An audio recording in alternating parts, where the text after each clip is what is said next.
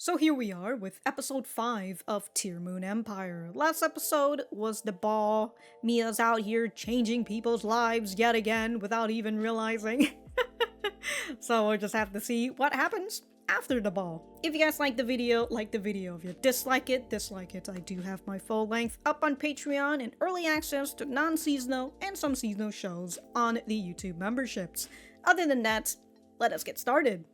Ooh, new character. We do see her. Oh, Fork Road? Alright. How will I pass the time tomorrow? Oh, wanna find some friends? Maybe you'll find that someone, huh? Oh shit, Mia's just coming right at her. Whoa! The Fork Road Trade Group. Oh.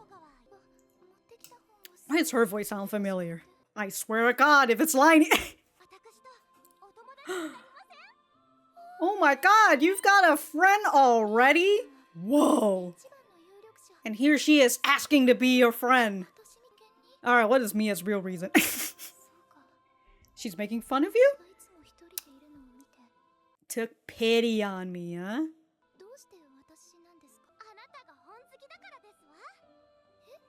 Because you love books. Oh! A reading buddy? Is this, Anne's sister's story, Eris? Ah, she's spreading Eris' story, huh? Hey, yo, check out my mixtape, Mia says. Alright? Of course.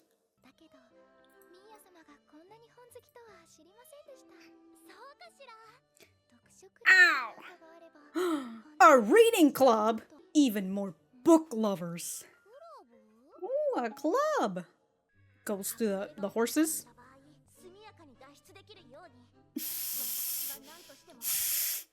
Get on a horse and run away, huh? So she wants to join the Asquarian Club. Oh, the guy.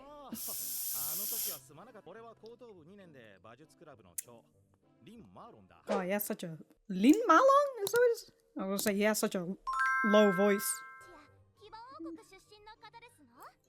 Asquarian Kingdom? He kind of dresses like a, I was gonna say a Mongolian. Like a nomad, right?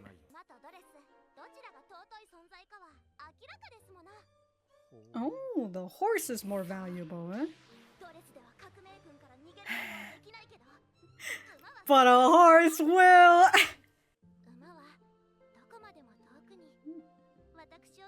It's like a car, yeah. Oh my God. Yeah, Guillotine-kun can't catch me if I got a horse.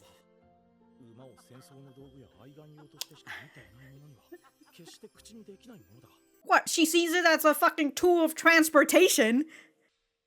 Ooh, Abel. Asquarian. God, I cannot spell Asquarian. Game club? Motherfuckers gambling out here?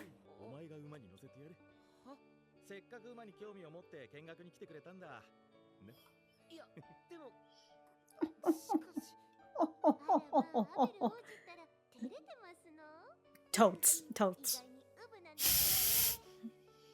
Well, he hasn't gone into his gambling phase yet, right?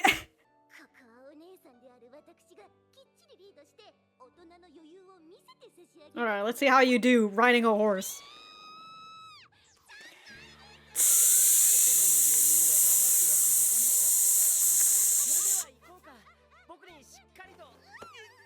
Ooh!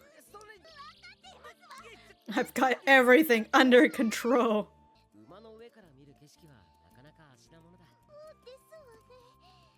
Got fear of heights or what? Ooh, what a beautiful scenery. God, sitting like that. Ooh! Hoo-hoo! Oh, Anne? Oh my God, she puts her... Ooh, ooh. I was gonna say, sitting sideways like that gives me anxiety. It's... Well. Oh, she got caught? Oh, shit! Why are you so flustered, huh?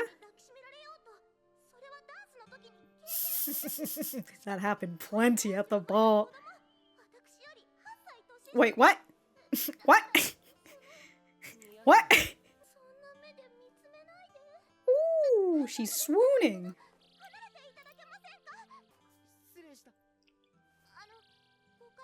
Meanwhile, Anne's just somewhere with a binoculars.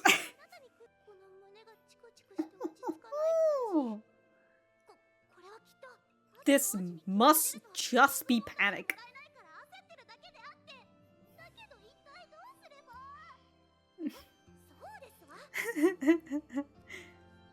Damn, your hand's pretty close to you.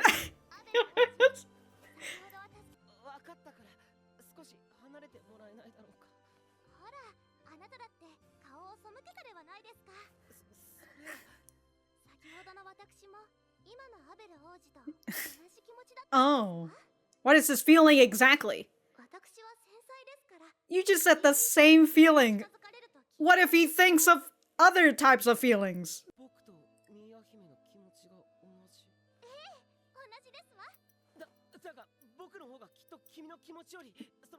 Oh, feelings are much stronger than yours, huh? You're competitive!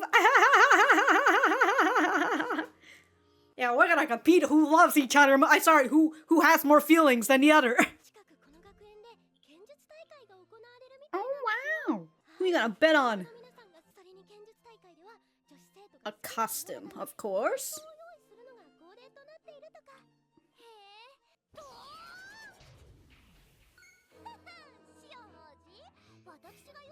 Oh, bad memories.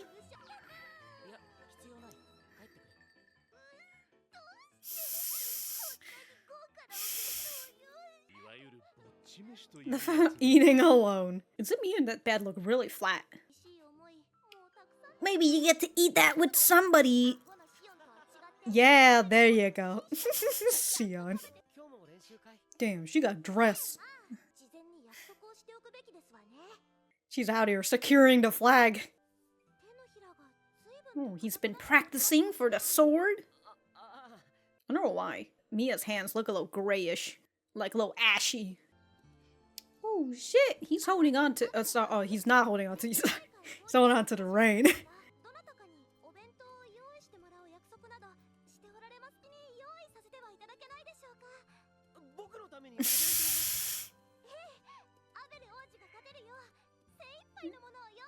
Oh shit! Damn, he's gonna win the tournament now. Now I won't be eating alone. What, you don't even want to cook for yourself?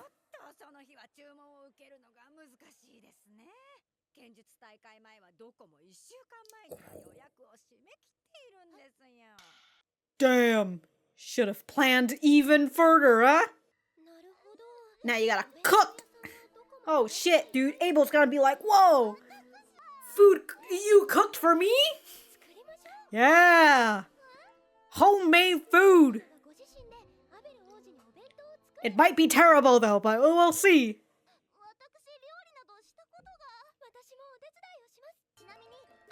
The chimes.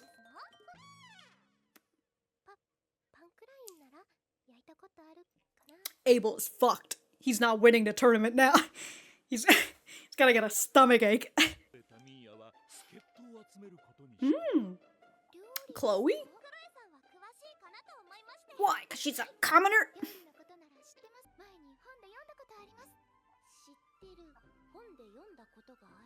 Who else are you getting? Is she gathering up just like an entire... Just those three of just people who've never cooked? Oh, with cooking skills. Alright, who? Is it Riona? Tiona, sorry, Riona. Oh no! Come on now, you gotta take help from anybody! She's friend with Guillotine-kun.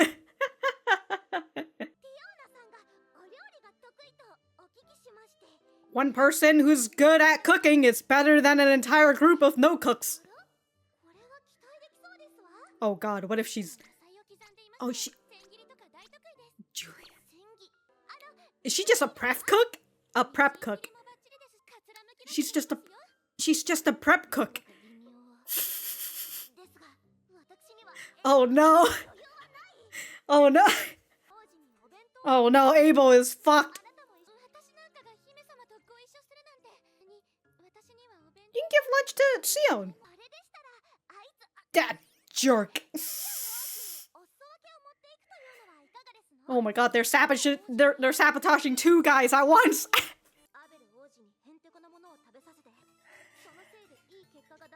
But if he and Sion...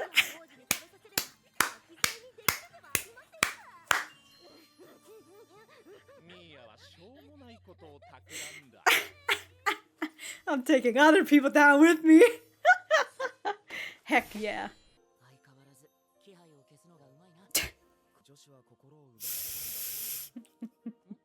He saw the glistening. Oh, maybe Keithwood can cook. Oh shit, he's the one who... Damn. Wow, what bromance these two got going on right now. Wow. Keithwood, please, come and help. You're our only hope. Oh my god.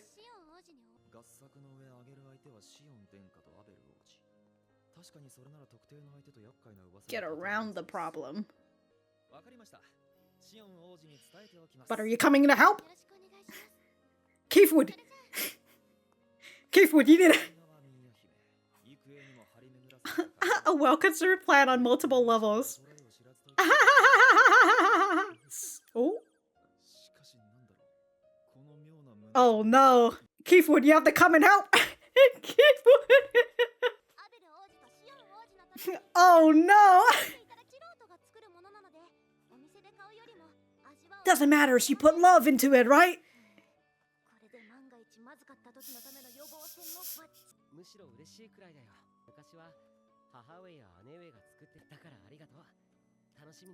He wants a homemade lunch.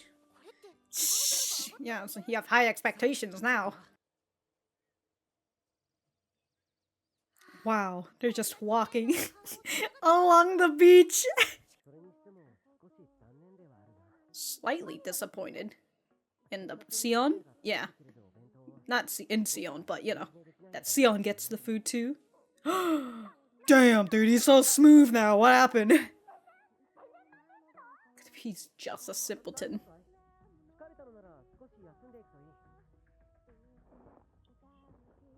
Damn, look at him. What a gentleman. Anyways, girl, I'm gonna work out in front of you. Check out these muscles.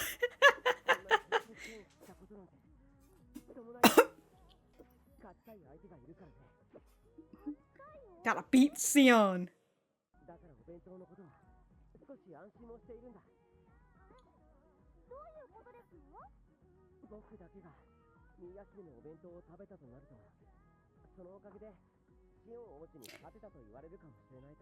But now that you both saw he can beat them on same level, right?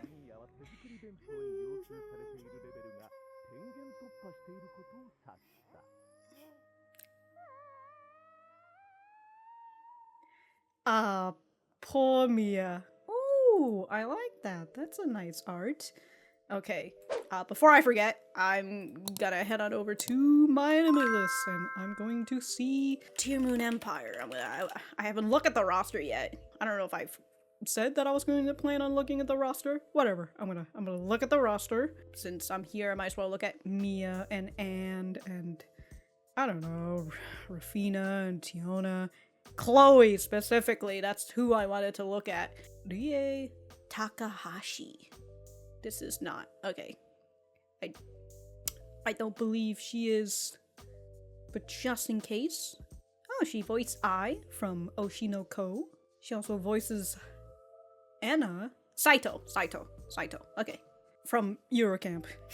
Just in case I didn't point that one out. Okay, no, she is not Lainie. Thank goodness. I haven't seen or heard Lainie since, so thank goodness.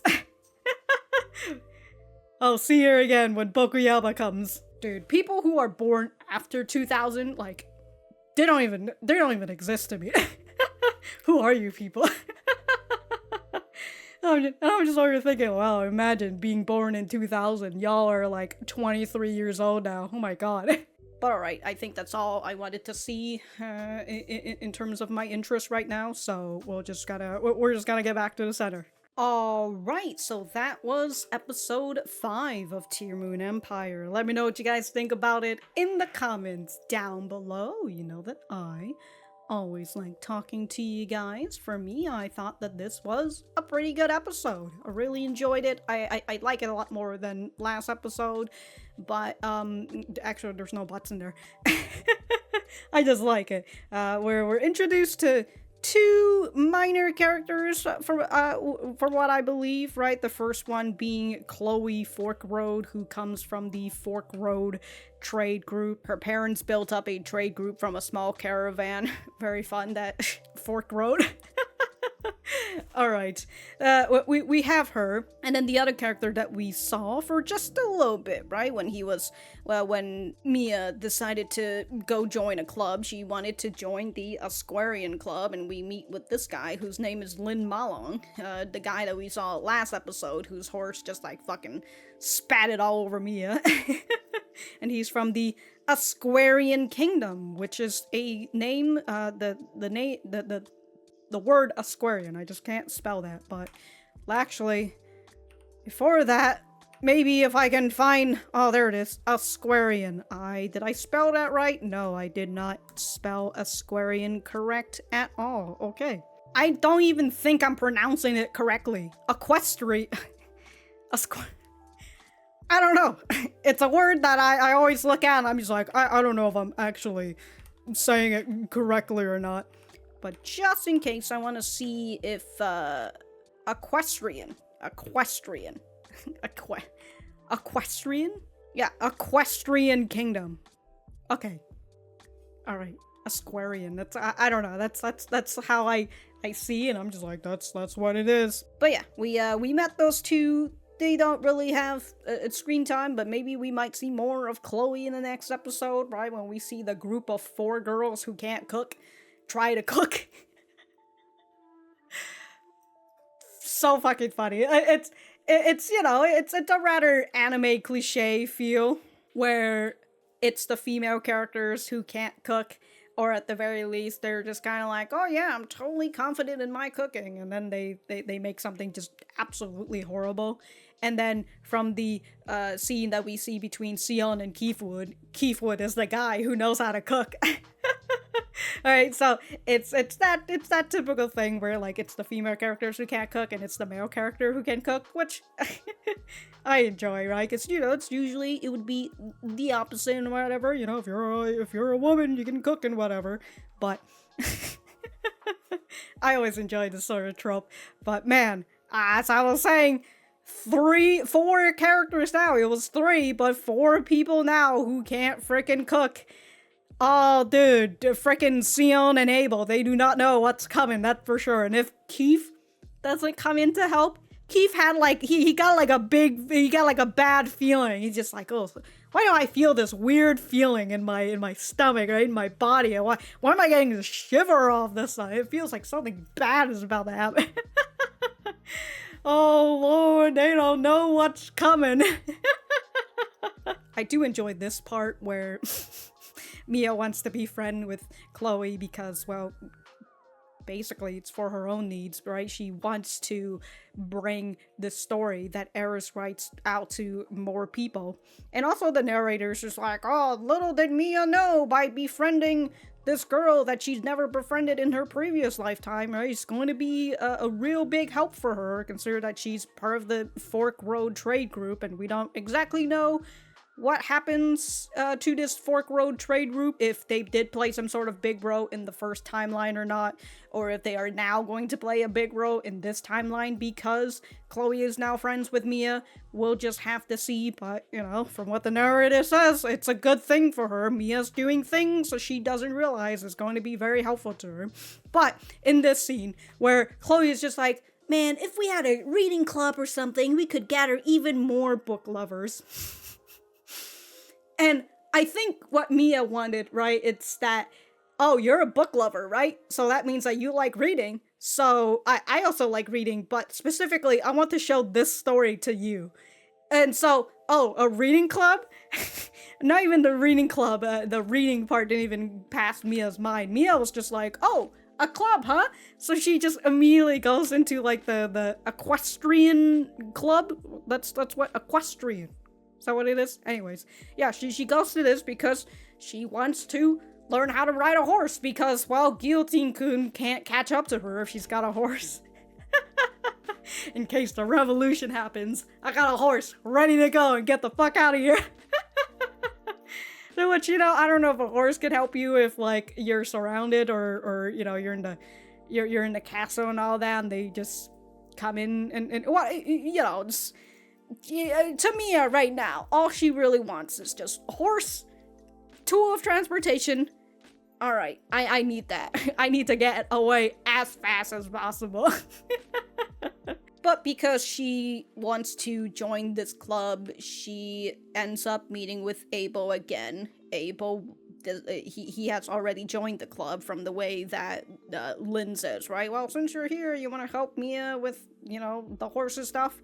And it was very nice that Mia's like, oh, in the prior timeline, I'm pretty sure Abel was in the game club. Man's out here swooning all the ladies and also gambling and shit, right? He's getting into all these bad activities, but because Mia has changed his life, she told him that, yes, you are trash, but you are trash that is able to change and improve. And Abel was like, wow, that me. He's decided that he's going to better himself, right? He's actually training in the sword art. It's exactly what his brother says. And yeah, he's doing that. And he now has this goal, even though before he thought that, well, Sion is just this unreachable goal that he could never do. He pretty much has a defeatist attitude. But with Mia supporting him, he feels like maybe he does have a chance, right? If he does improve himself and you know, like if he feels like he's not worthy to her, well, she says you can improve yourself until you feel like you are worthy to me, and somewhere around there. And so these whole Abel scene and Mia, right, her getting on the horse for the first time, being extremely scared of how we see it from the ground up, right? It's just like, holy shit. This horse is so high, like her feet's not even touching the ground or anything. Ooh, a little bit too spooky. But then a nice little romantic scene. You can even hear it in the music. The way the music just is just like, yeah, this is a romantic scene right there. This is a romance flag that came up. And as I mentioned, the idea of her sitting sideways like this gives me anxiety. And oh my dude, when she just fucking put her hands up like, hey, Anne! Couldn't even put one hand up and the other one around Abel, no. It's just, woo, both hands up. And she freaking falls. Oh man, really felt that. That's how I got my initial scar as a kid. Because I was sitting sideways on a bike and, well, Mia wasn't swinging her legs, but I was swinging my legs. And man, we were going downhills. I was on the bike with my brother. We were going downhill, and I'm over here swinging my leg, and guess what? My leg gets stuck right in between the fucking bike wheel. We just tumbled downhill. That's how I got a scar on my feet. On my ankle, technically.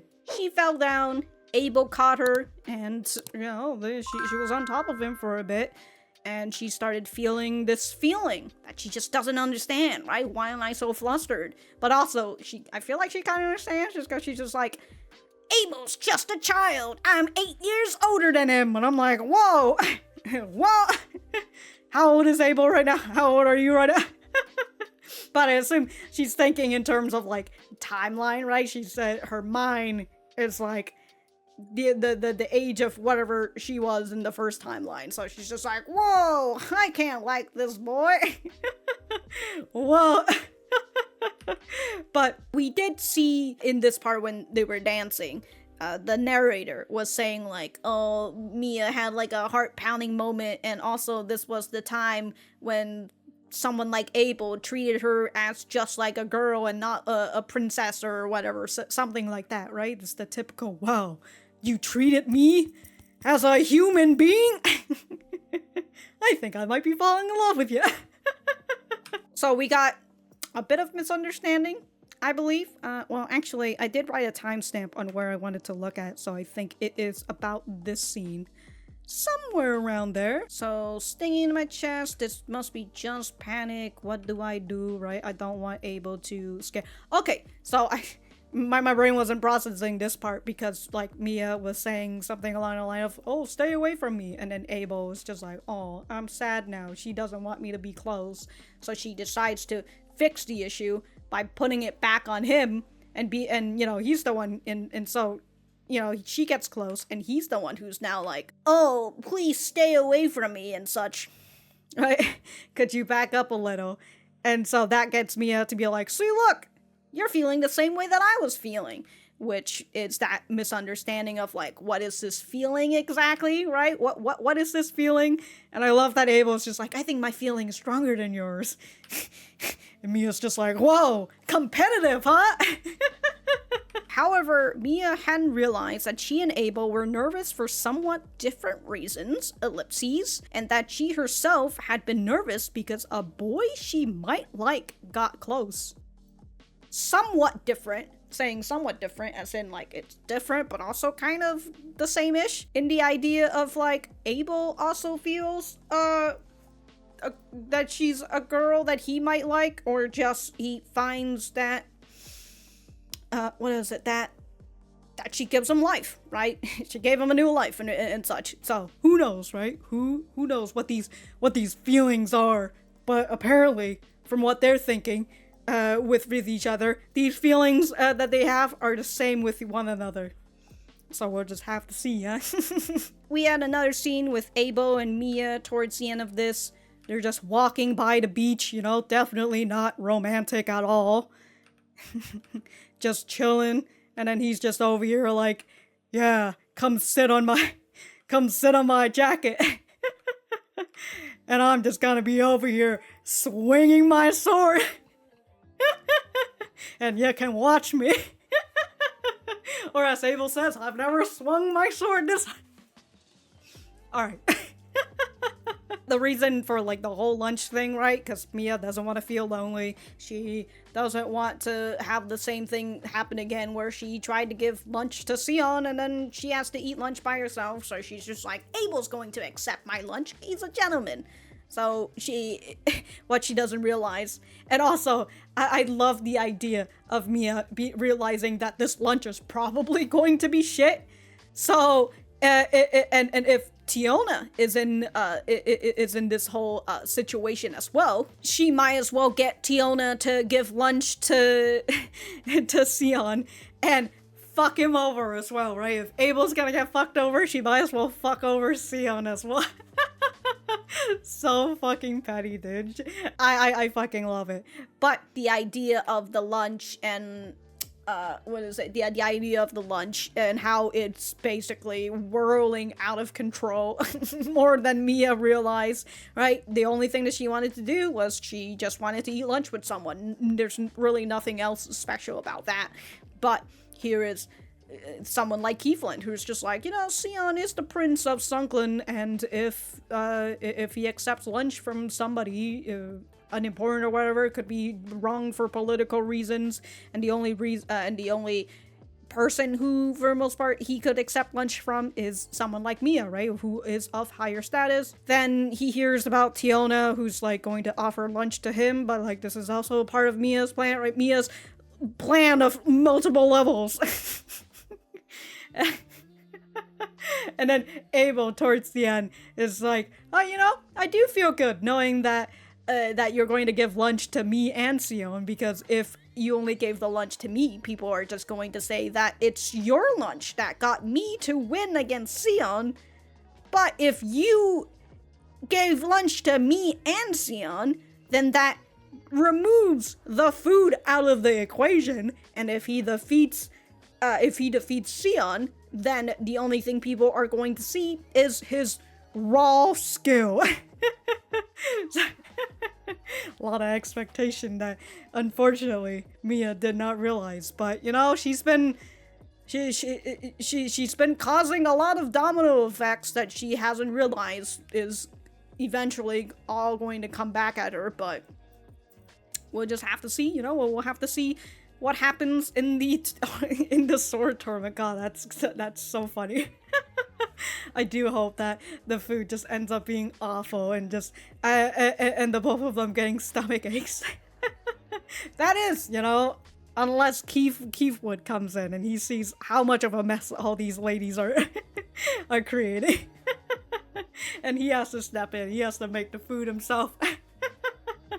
We'll just have to see. We'll just have to see. I am very interested in the comedic effect that's going to happen in here. But again, I enjoyed this episode. I thought that they did well with the whole shipping of Mia and Abel. So that'll be interesting to see how that continues on. And if I have anything else to say, I will write it in the description down below. Thank you guys for sticking around, and I will see you guys in the next episode.